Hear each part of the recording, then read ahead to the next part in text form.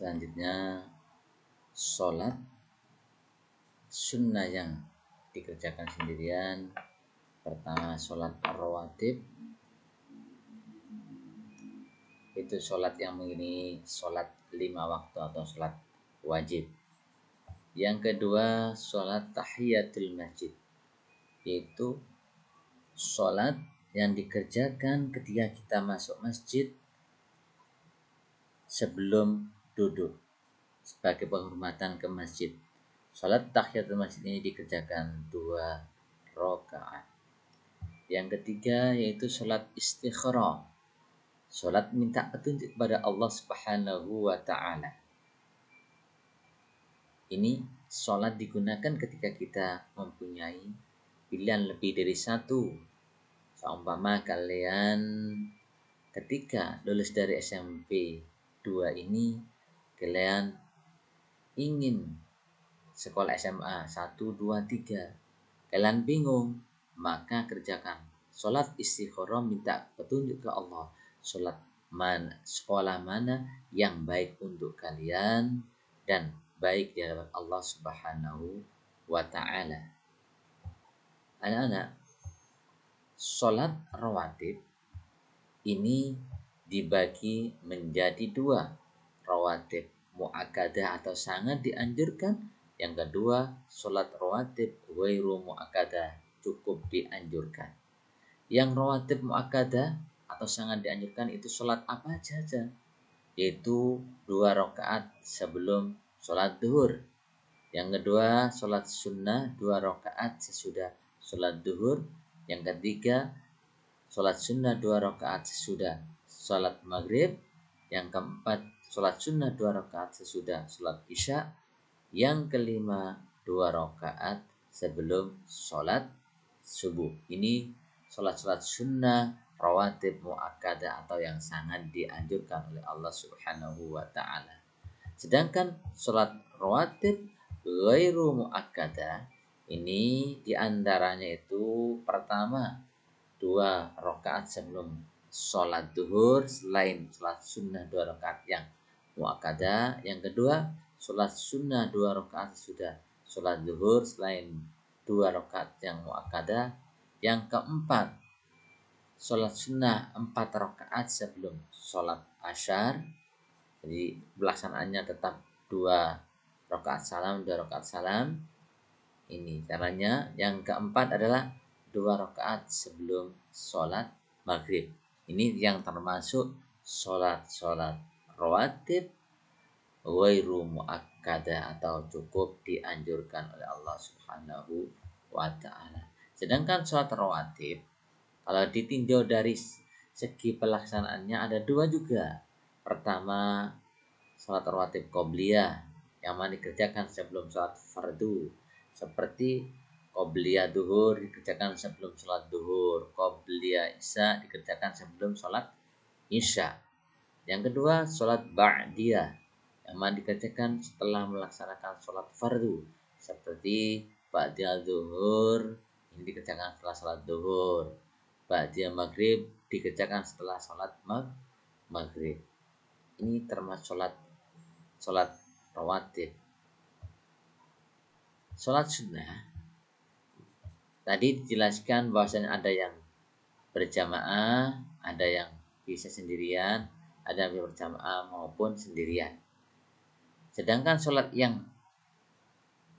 sunnah dikerjakan bisa berjamaah atau munfarid. Pertama, sholat tahajud, yaitu sholat malam yang mana ini dikerjakan setelah sholat isya, minimal 2 rakaat dan banyaknya tidak terbatas.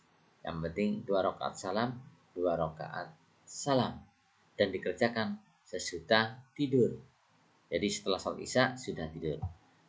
Nomor 2, sholat tarawih. Sholat tarawih ini adalah sholat malam yang dikerjakan khusus di bulan Ramadan.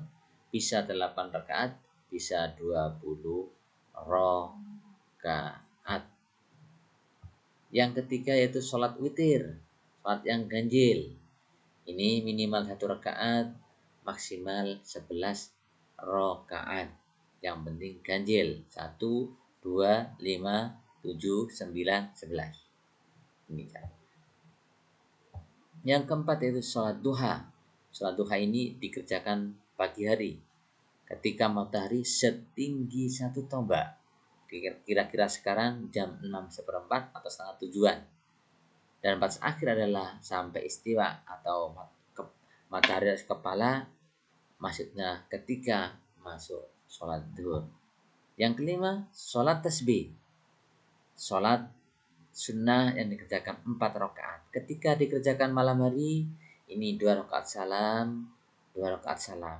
Ketika dikerjakan di siang hari, 4 rakaat salam. Jadi sekaligus 4 rakaat salam. Nah, sholat tasbih ini kenapa kok tasbih? Karena ini ketika setiap gerakan ini membaca tasbih. Nah, sudah baca surat, ini baca tasbih 15, rukuk 15, iktidal rukuk 10, iktidal 10, sujud 10, duduk dan sujud 10, sujud lagi 10. Sebelum berdiri rakaat kedua membaca tasbih 10. Setiap rakaat ini membaca 75 kali. Karena 4 rakaat berarti jumlah bacaan tasbihnya ketika sholat tasbih adalah 300 kali. Selanjutnya adalah hikmah sholat sunnah. Hikmah sholat sunnah ini diantaranya satu, disediakan jalan keluar dari segala permasalahan dan persoalan dan senantiasa akan diberi rezeki yang cukup oleh Allah Subhanahu wa taala. Hikmahnya kita ketika melaksanakan sholat sunnah adalah ketika punya masalah akan diberi jalan keluar oleh Allah dan kita akan diberi cukup oleh Allah Subhanahu wa taala. Yang kedua, menambah kesempurnaan sholat fardu. Ketika sholat fardu terkadang kita banyak kekurangan, tidak sempurna, lupa, bacaannya akan sempurna. Dengan sholat sunnah maka sholat fardu kita akan menjadi semakin sempurna. Nomor 3, menghapuskan dosa, meningkatkan derajat keridhaan Allah, serta menumbuhkan kecintaan kepada Allah. Ini kalau kita melakukan sholat sunnah, dosa kita diampuni Allah, derajat kita dengan Allah, kita mencintai Allah dan kita mencintai Allah Subhanahu wa ta'ala. Nomor 4, sebagai ungkapan syukur kita kepada Allah Subhanahu wa ta'ala atas berbagai karunia besar yang sering kurang kita sadari. Nah, nikmat Allah sangat banyak sekali, tapi terkadang kita lupa untuk bersyukur kepada Allah. Sebagai ungkapan rasa syukur kita adalah dengan cara melaksanakan sholat sunnah ini, termasuk bentuk syukur kepada Allah Subhanahu wa ta'ala. Selanjutnya yaitu yang kelima, mendatangkan keberkahan pada rumah yang sering digunakan untuk sholat sunnah. Ketika kita punya rumah dibuat untuk sholat sunnah, maka rumah kita akan semakin berkah di hadapan Allah. Nomor 6 yaitu hidup menjadi terasa nyaman dan tentram.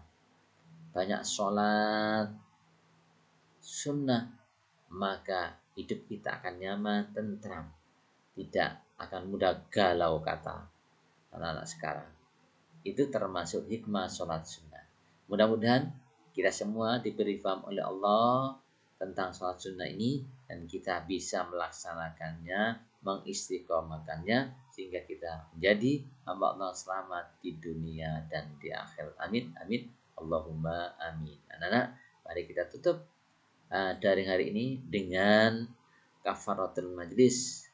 Mudah-mudahan segala dosa kita dapat Allah Subhanahu wa taala.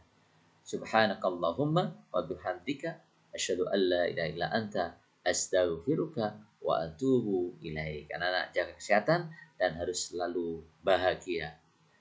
Selamat berjumpa di daring yang akan datang. Wassalamualaikum warahmatullahi wabarakatuh.